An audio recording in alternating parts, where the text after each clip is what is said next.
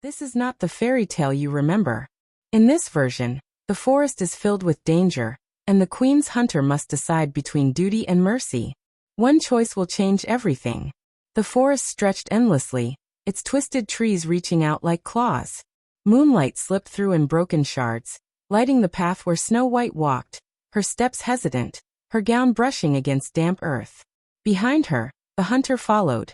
His boots struck the ground with heavy certainty, yet his heart was a storm. The queen's words still rang in his ears. "Bring me her heart, and let no one know what you have done." Snow White turned her head slightly, her voice a fragile whisper. "Why did the queen send me here? What is it that you want from me?" The hunter said nothing. His hand rested on the dagger at his side, the dagger he had carried through countless hunts. But this time was different. This was no beast. This was no prey. This was a girl whose only crime was beauty.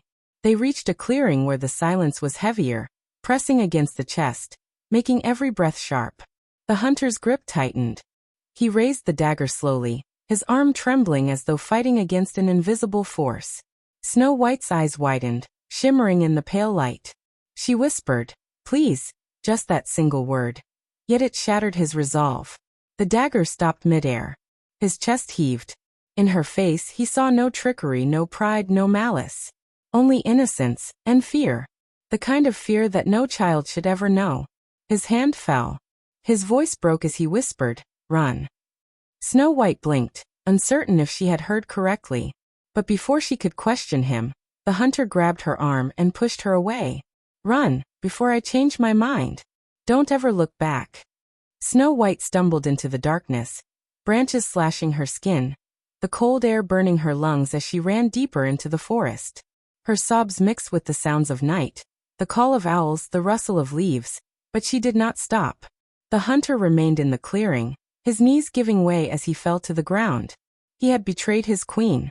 His life was no longer his own. His gaze dropped to the leather bag at his side. It had slipped open during the struggle. Something glinted within. He pulled it out. The dagger. But not the dagger he had just held. This one was different. Its handle was carved in crimson, its blade polished like glass. And there, engraved deep into the metal, was a name. The queen's name. The hunter's blood ran cold. This was no ordinary weapon. This was a death warrant, signed by the queen herself. She had not only commanded the killing, she had marked it with her seal of cruelty. His thoughts spiraled.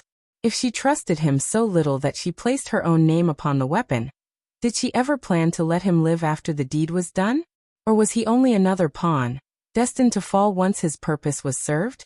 He clenched the dagger, his breath ragged. The forest around him seemed to shift, whispering secrets through the wind.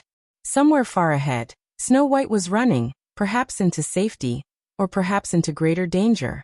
And behind them both, in the palace of stone and shadow, a queen waited. A queen who would soon learn that her command had been broken.